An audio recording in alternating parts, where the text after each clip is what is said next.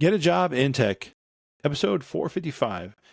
I recently watched the CEO of Nvidia, Jensen Huang, and he started that company in 93. Amazing. I mean, I think it's a $4 trillion company. That's just insane if you think about it. That's just amazing, right? Anyway, he talked about being able to, the data centers, what they lack is to be able to very, very quickly traverse data from one point to the other, because what the current technology is, it just can't handle. You're the bottleneck, essentially, the networking layer. So what he's doing is he's developing, I guess, switches that are like huge capacity. I think it's something in the neighborhood of terabytes of data or petabytes of data at a second, being able to transfer data.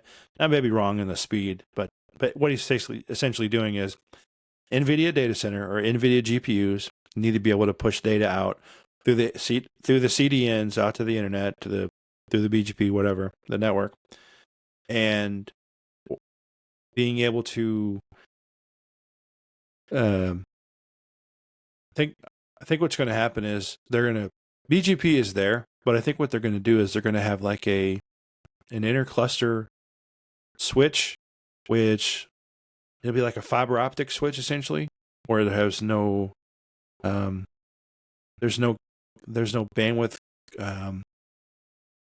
there's no maximum speed essentially.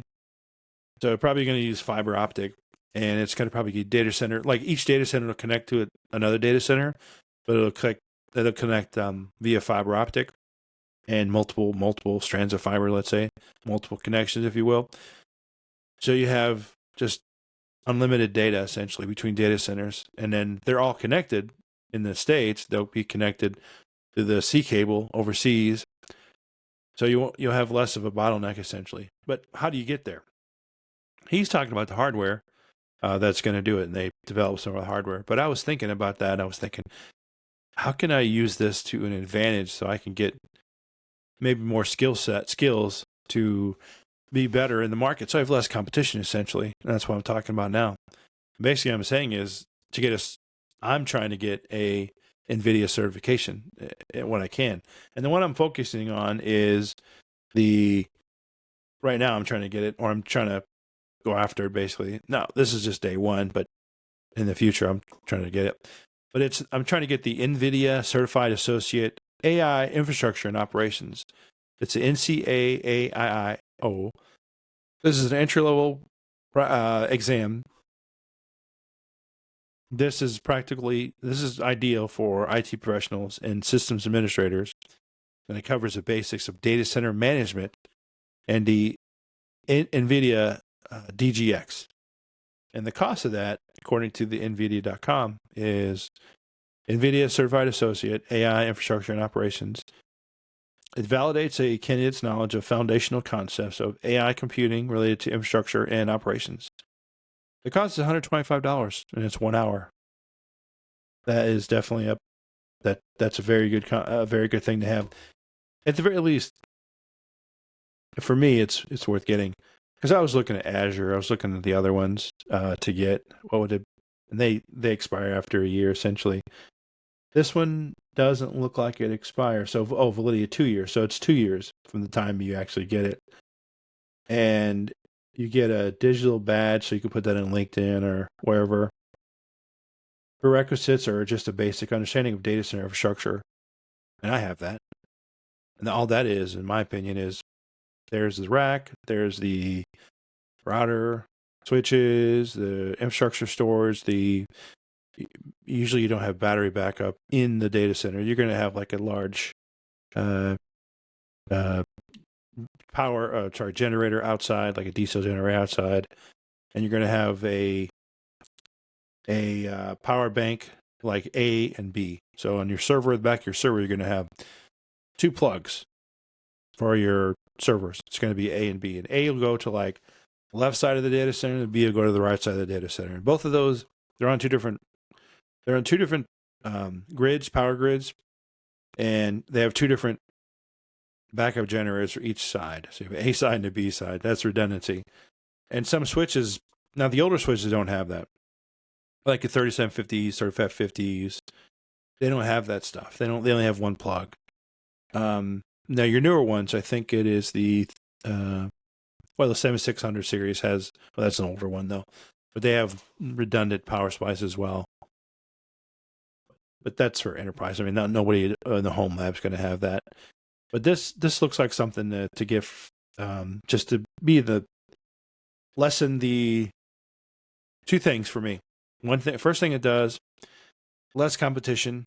Second thing is I have an advantage in the marketplace, essentially.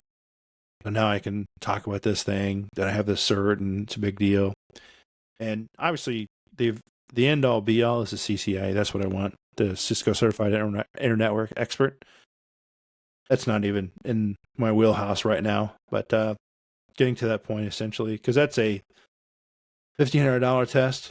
So it's a lot harder than it used to be. It was at first in the 90s. It was a 2-day lab. So the first day you'd go to the lab and you'd plug everything in, and the second day you would go and troubleshoot or fix the issues essentially and get it working. And then after that they have the labs were four switches, 6 routers, 4 switches, and you'd have a book in front of you, and it would be these tasks essentially. You had 70 tasks or whatever, and most of your technology was you had OSPF, you had RIP, you had ERGP, you had BGP represented in this lab, and your goal was to go task by task and say they wanted you to do something, and you go through the 75 tasks, and you would just do it one after the other. And then when it's completed, you would save your copy run config, startup config, and save it, make sure it's saved. And then you would leave the lab, and then the proctors would grade the lab and say, okay, you're good. And you have a lunch between the time. So you go from 9 a.m., 8 a.m., I think it's 9 a.m. to lunch. And then lunch, you think about it. And it's in Cisco's building. Go for lunch, you have lunch, fine. You're done with lunch, you go back in the lab, and then you finish up. They give you a piece of paper so you can write down your notes or what you did. You hand the piece of paper back to them. And you have access to those 6. They have access all the devices essentially. And then after that, they moved into where you have a. Now this is obviously you have to do the written before anything else. You have to have CCI written. You have to have that. That's 200 questions, something like that, 150 questions, whatever. And then it's $300, I think it is. I forget. And then that just qualifies you to take the lab. The lab again is $1,500 unless it's changed. But nowadays, what it is you have a pre-test. You get your written, fine. Then you go for a pre-test. You sit down with proctors. I don't know this part, but I assume you go down and sit with the proctors from what I heard, and you answer some questions about what you're trying to do, the networking essentially. When that's done, then you go and you take the lab. So you have, 4 switches, 6 routers. I don't know if that's the case anymore. And then you configure it based on the topology, the tasks they give you. And then same thing, they grade it and they tell you, you've passed, your number is XYZ. That certification is good for 3 years. And then the benefit of that certification is it will take you many places. Companies will hire you just because it's a little different now. It used to be it was a gold partnership. So it's changed. I think Cisco's changed it. But it used to be you had a gold partnership. You have a number of CCIEs working for your company. And then they would get what's called a gold partnership, which means they get 40% off. So if the company bought a router, let's say it's MSP, and they needed to buy routers or switches, let's say, right? And some routers or switches in that matter, $1 million, some of them. And that's just how it is. So you're saving 40% off of the cost of that router or switch because you have you're certified, you're a gold partner, if you will, because you have these number of CCIEs that working for you. I think it's 3 or whatever it is, maybe 4. So you can imagine if you buy 10 new switches or 10 new routers, let's say, that cost $1 million each, that's 10 million bucks. So you essentially saved $4 million bucks, $4 million. It's great. And what do you pay the CCIEs? Like 4 of them. You pay them what, 300,000 a year? That's $1 million. What is that? $1.2 million? Yeah, $1.2 million to save. So you're basically saving a lot of money in that regard. And you're going to buy more than just 100 routers and switches every couple of years as they come out. Just to upgrade your tech refresh your environment, and that's the benefit of it. But going back to the original thought was Nvidia that's something to pursue right now. That's what I see anyway. And after watching this video it just makes so much sense. It just makes so much sense now. You have a data center and multiple data centers, how they connect one another, or how they're connecting internally. And because I've seen some environments out there, I've seen how some data centers are set up, and networking is usually, it's always the bottleneck to get out to the cloud. It's always is.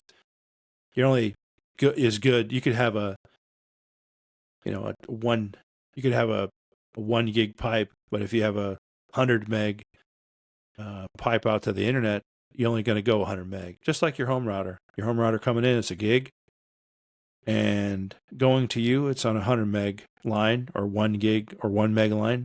Let's say you're only getting 1 meg.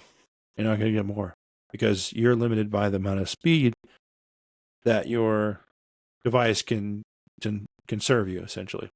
Same thing with wireless devices. I don't think they make a gig wireless device yet, or a 10 gig. But can you imagine they made a 10 gig wireless device?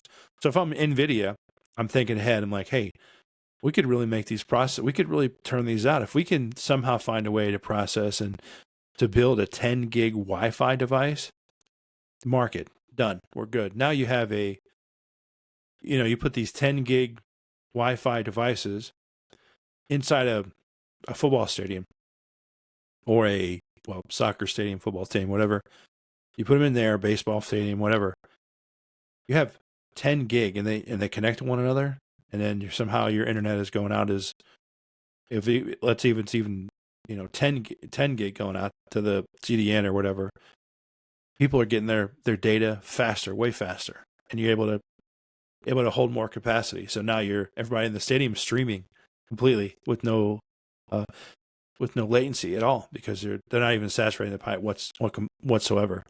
Now 10, obviously that's saying something. 10 gig is not really a lot, but just imagine if that was the case. Be a very interesting dynamic. Yeah, so thanks a lot. We'll see you next one.